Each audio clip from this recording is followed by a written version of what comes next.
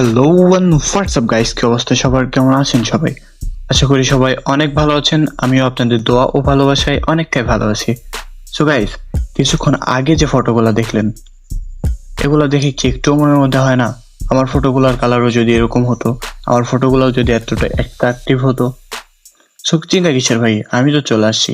Just এই ভিডিওটা দেখার পর থেকে আপনার ফটোগুলোর কালারও এরকম হবে, আপনার ফটোগুলো এরকম হাই কোয়ালিটিতে প্রেজেন্ট হবে। তো চলেন শুরু করা যাক।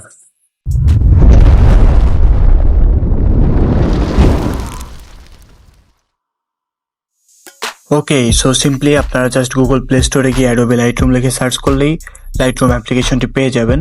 সো পেয়ে যাওয়ার পর এখান থেকে ইনস্টল করে আপনারা সরাসরি সাইন আপ করে ঢুকে পড়বেন। ঢুকে পড়ার পরে আপনাদের গ্যালারিটি শো হয়ে যাবে। এখান থেকে আপনারা যে ফটোটি এডিট করতে চান সেই ফটোটি অবশ্যই সিলেক্ট করে নেবেন। আমি সিলেক্ট করে নিচ্ছি। ওকে, সো আমাদের ফটোটি দেখতেই পাচ্ছেন। এই ফটোটি আমরা এডিট করতে চাই। সো এডিট করার জন্য ফার্স্ট অফ অল কী করা লাগবে, আমাদের যে এডিট অপশন রয়েছে এই এডিট অপশনের উপরে ক্লিক করে দিতে হবে। ক্লিক করে দেওয়ার পরে আপনারা দেখতে পাচ্ছেন কিছু লাইনার দেওয়া রয়েছে। এখান থেকে আপনারা ইফ শিওরটা 0 to 0 থাকবে, কনস্ট্রাক্টটা একটু আপনি বাড়িয়ে দিবেন, হাইলাইটমেন্টটা একটু বাড়িয়ে দিবেন, শ্যাডোটা একটু কমিয়ে দিবেন, হোয়াইটেরটা একটু বাড়িয়ে দিবেন, ব্ল্যাকটা একটু বাড়িয়ে দিবেন।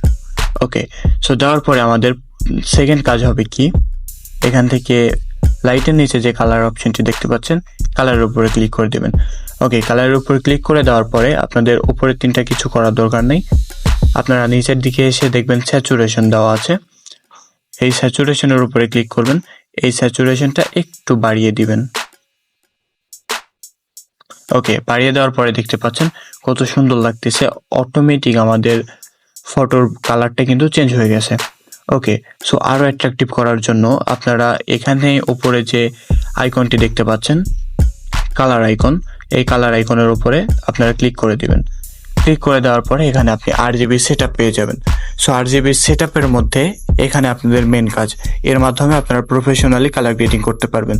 সো ফার্স্ট অফ অল যে রেড কালারটা রয়েছে, রেড কালারের স্যাচুরেশনটা একটু বাড়িয়ে দেবেন। বাড়িয়ে দেওয়ার ফলে কি হবে, আপনার লিপের যে কালারটা আছে, এই যে দেখতে পাচ্ছেন লিপের কালার, এই লিপ কালারটা একটু ভাইব্রেন্ট হবে, রেড কালার চলে আসবে। ওকে, সো সেকেন্ড কালারটা আমরা স্কিপ করতেছি, সেকেন্ড কালারটা লাস্টে দেখাবো। এরপরে আসবেন ইয়েলো কালারে। ইয়েলো কালারে আসার পরে আপনি কি করবেন, ইয়েলো কালারের যে স্যাচুরেশনটা আছে এটা একদম 0 করে দিবেন। 0 করে দেওয়ার পরে এখান থেকে যে হুটা আছে, হুটা একটু বাড়িয়ে দিবেন। ওকে, বাড়িয়ে দেওয়ার পরে আপনার নেক্সটে চলে যাবেন গ্রিন কালারে। গ্রিন কালারটা মোস্ট ইম্পর্টেন্ট। ওকে, সো খুব ভালো করে খেয়াল করবেন, গ্রিন কালারের যে হুডটা আছে এই হুডটা একটু কমিয়ে দিবেন। কমিয়ে দেওয়ার পরে স্যাচুরেশনটা একটু বাড়িয়ে দিবেন।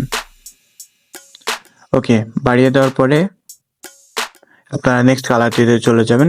নেক্সট কালারগুলোর স্যাচুরেশন আস্তে আস্তে আপনারা অল্প অল্প করে কমিয়ে দিবেন।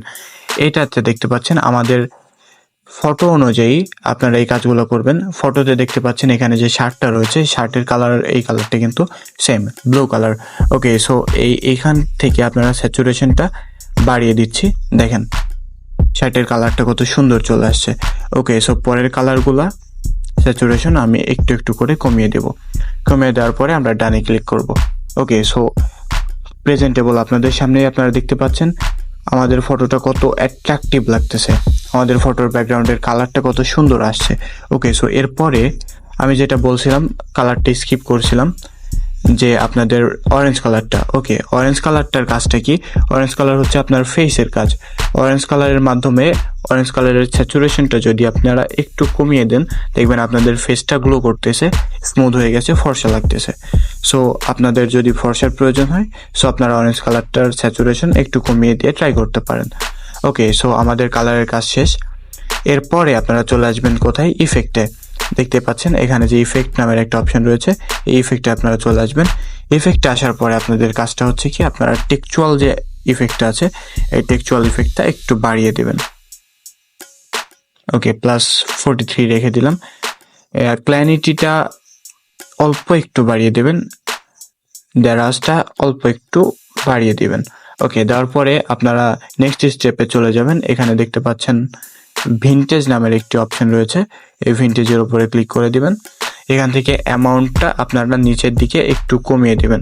দেওয়ার ফলে কি হবে, আপনার ফটোর ফ্রেম অনুযায়ী আপনার ফটোর সাইড দিয়ে গ্লোয়িংটা কমে যাবে, তার সাথে ফটোটা দেখতে অনেক সুন্দর লাগবে।